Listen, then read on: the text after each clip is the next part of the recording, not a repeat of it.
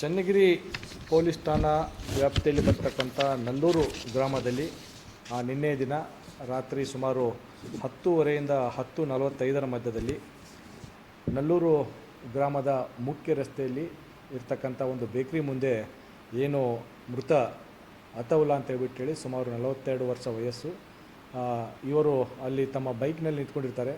ಆ ಸಂದರ್ಭದಲ್ಲಿ ಬೈಕ್ನಲ್ಲಿ ಬಂದಿರತಕ್ಕಂಥ ಇಬ್ಬರು ಆರೋಪಿಗಳು ಮಾರಕಾಸ್ತ್ರಗಳಿಂದ ಅವರಿಗೆ ತಲೆಗೆ ಹಲ್ಲೆ ಮಾಡಿ ಅಲ್ಲಿಂದ ಪರಾರಿಯಾಗ್ತಾರೆ. ಪರಾರಿಯಾಗಿ ಈ ವಿಚಾರಕ್ಕೆ ಸಂಬಂಧಪಟ್ಟಂತೆ ಮೃತರ ಅಣ್ಣನಾಗಿರ್ತಕ್ಕಂಥ ಶೇಖ್ ಜಾಕೀರ್ ಅಂತ ಹೇಳ್ಬಿಟ್ಟು ಇವರು ಸುಮಾರು 44 ವರ್ಷ ವಯಸ್ಸು. ಇವರೊಂದು ಪ್ರಕರಣವನ್ನು ಚನ್ನಗಿರಿ ಪೊಲೀಸ್ ಠಾಣೆಯಲ್ಲಿ ನಿನ್ನೆ ರಾತ್ರಿ ಸುಮಾರು 1 ಗಂಟೆಯಲ್ಲಿ ದಾಖಲಿಸಿದ್ದಾರೆ. ತನಿಖೆಯನ್ನು ನಮ್ಮ ಚನ್ನಗಿರಿ ಇನ್ಸ್ಪೆಕ್ಟರ್ ಆಗಿರ್ತಕ್ಕಂಥ ರವೀಶ್ ಅವರು ವಹಿಸಿಕೊಂಡು ತನಿಖೆಯನ್ನು ಕೈಗೊಂಡಿದ್ದಾರೆ. ಈ ಪ್ರಕರಣದಲ್ಲಿ ಏನು ಹಲ್ಲೆ ಮಾಡಿರ್ತಕ್ಕಂಥ ಏನು ಆರೋಪಿಗಳಿದ್ದಾರೆ ಇವರನ್ನು ನಾವು ಈಗಾಗಲೇ ವಶಕ್ಕೆ ಪಡೆದು ತೀವ್ರತರವಾಗಿ ವಿಚಾರಣೆ ಮಾಡಿ ಅವರು ತಮ್ಮ ಕೃತ್ಯವನ್ನು ಬೆಸಗಿದ್ದನ್ನು ಒಪ್ಪಿಕೊಂಡಿದ್ದರಿಂದ ಇಬ್ಬರು ಆರೋಪಿಗಳನ್ನು ನಾವು ದಸ್ತಗಿರಿ ಮಾಡಿದ್ದೇವೆ. ಆರೋಪಿಗಳು ಬಂದುಬಿಟ್ಟು ಒಬ್ಬನ ಹೆಸರು ಬಂದು ಶೇಖ್ ದಸ್ತಗಿರ್ ಅಂತ ಬಿಟ್ಟೇಳಿ ಹಾಗೂ ಆತನ ಮಗ ಆಗಿರ್ತಕ್ಕಂಥ ಶೇಖ್ ಜಬೀವುಲ್ಲಾ. ಈತ ಶೇಖ್ ಜಬೀವುಲ್ಲಾ ಸುಮಾರು 29 ವರ್ಷ ವಯಸ್ಸು. ಶೇಖ್ ದಸ್ತಗಿರ್ ಈತ ಸುಮಾರು 68 ವರ್ಷ ವಯಸ್ಸಿನ ವ್ಯಕ್ತಿಯಾಗಿರ್ತಾನೆ. ಇವರಿಬ್ಬರನ್ನು ನಾವು ದಸ್ತಗಿರಿ ಮಾಡಿಕೊಂಡು ಈ ಒಂದು ವಿಚಾರಣೆಯನ್ನು ಕೈಗೊಳ್ತಾ ಇದ್ದೆವು.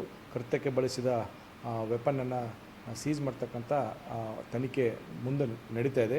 ಈಗಾಗಲೇ ಮೃತ ವ್ಯಕ್ತಿಯ ಏನು ಮರಣೋತ್ತರ ಪರೀಕ್ಷೆಯನ್ನು CJ ಹಾಸ್ಪಿಟಲಲ್ಲಿ ಮುಗಿಸಿ ಬಾಡಿಯನ್ನು ಅವರ ರಿಲೇಟಿವ್ಸ್ಗಳಿಗೆ ಹಸ್ತಾಂತರ ಮಾಡಿದ್ದೇವೆ. ಈಗ ತನಿಖೆಯನ್ನು ಕೈಗೊಂಡಿದ್ದೆವು. ಈ ಪ್ರಕರಣದಲ್ಲಿ ಒಟ್ಟು 7 ಜನ ಆರೋಪಿಗಳನ್ನು ಅವರು ಹೆಸರಿಸಿಕೊಟ್ಟಿದ್ದಾರೆ.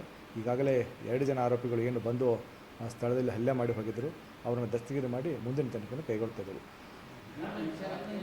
ಇದಕ್ಕೆ ಮುಖ್ಯ ಕಾರಣ ಅಂತಂದರೆ ಏನು ಮೃತ ಆಗಿರ್ತಕ್ಕಂಥ ಅತವುಲ್ಲಾ ಈತ ಸೆಕೆಂಡ್ ಹ್ಯಾಂಡ್ ಕಾರ್ ಡೀಲಿಂಗ್ ಮಾಡ್ತಾ ಇರ್ತಾನೆ. ಅದ್ರ ಜೊತೆಗೆ ಸಣ್ಣ ಪುಟ್ಟ ವ್ಯಾಪಾರ ಮಾಡ್ಕೊಂಡಿರ್ತಾನೆ. ಈತ ಆತನ ಅತ್ತೆ ಆಗಿರ್ತಕ್ಕಂಥ ಆರೋಪಿ ಇವರು ಆರೋಪಿ ಬಂದು ಭದ್ರಾವತಿ, ಶಿವಮೊಗ್ಗ ಜಿಲ್ಲೆಯ ಭದ್ರಾವತಿ ತಾಲೂಕಿನ ಕಾಗೆ ಕೊಡುಮಗೆ ಗ್ರಾಮದವರು ಎಲ್ಲರೂ ಕೂಡ.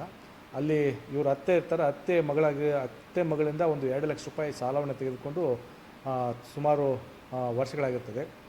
ಆ ಹಿನ್ನೆಲೆಯಲ್ಲಿ ಈ ಒಂದು ದುಡ್ಡನ್ನು ಇವರು ಸರಿಯಾದ ಟೈಮಿಗೆ ಕೊಡಲಿಲ್ಲ ಮತ್ತು ಹೆಚ್ಚಿನ ದುಡ್ಡನ್ನು ಆರೋಪಿಗಳು ಕೇಳ್ತಾಯಿದ್ರು. ಆ ವಿಚಾರವಾಗಿ ಭಾಳಷ್ಟು ಪಂಚಾಯಿತಿಗಳು ಕೂಡ ನಡೆದಿದೆ ಅಂತ ಬಿಟ್ಟೇಳಿ ಫಿರ್ಯಾದಿದಾರರು ತಿಳಿಸಿದ್ದಾರೆ. ಅದರ ಜೊತೆಗೆ ಇನ್ನೊಂದು ವಿಚಾರ ಅಂತಂದರೆ ಇದೇನು ಮೃತ ಆಗಿರ್ತಕ್ಕಂಥ ವ್ಯಕ್ತಿ ಈತನನ್ನು ಈಗೇನು ಅವ್ರ ಅತ್ತೆ ಏನು ಆರೋಪಿ ಇದ್ದಾರೆ ಅವ್ರ ಮಗಳನ್ನು ಇವನಿಗೆ ಕೊಡಬೇಕಂತ ಬಿಟ್ಟೇಳಿ ಇತ್ತಂತೆ. ಇವನು ಬೇರೆ ಕಡೆ ಮದುವೆ ಆಗಿದ್ದಾನೆ, ಅದು ಕೂಡ ಅವರ ದ್ವೇಷ ಇಟ್ಕೊಂಡಿದ್ದು. ಮತ್ತು ಈ ಹಣಕಾಸು ವಿಚಾರ ಮತ್ತು ಈ ಒಂದು ಮದುವೆ ಆಗಿಲ್ಲ ಅಂತ ಬಿಟ್ಟೇಳಿ ಆ ದ್ವೇಷವನ್ನು ಇಟ್ಕೊಂಡು ನಿನ್ನೆ ದಿನ ಹಲ್ಲೆ ಮಾಡಿ ಅವನನ್ನು ಕೊಲೆಗೈದಿದ್ದಾರೆ. ಈ ಮಾಹಿತಿ ಸದ್ಯಕ್ಕೆ ಫಿರ್ಯಾದಿದಾರರು ನೀಡಿದ್ದಾರೆ. ಈಗ ಆಲ್ರೆಡಿ ದಸ್ತಗಿರಿ ಮಾಡಿರ್ತಕ್ಕಂಥ ಆರೋಪಿಗಳನ್ನು ಕೂಲಂಕುಷವಾಗಿ ವಿಚಾರಣೆ ಮಾಡಿ ಇನ್ನೂ ಹೆಚ್ಚಿನ ಮಾಹಿತಿಯನ್ನು ಸಂಗ್ರಹಿಸಿ ಕೃತ್ಯಕ್ಕೆ ಏನಾಗಿದೆ, ಯಾವ ರೀತಿಯಾಗಿದೆ ಅಂತ ಬಿಟ್ಟು ತನಿಖೆ ಕೈಗೊಳ್ತಾ ಇದ್ದೀವಿ.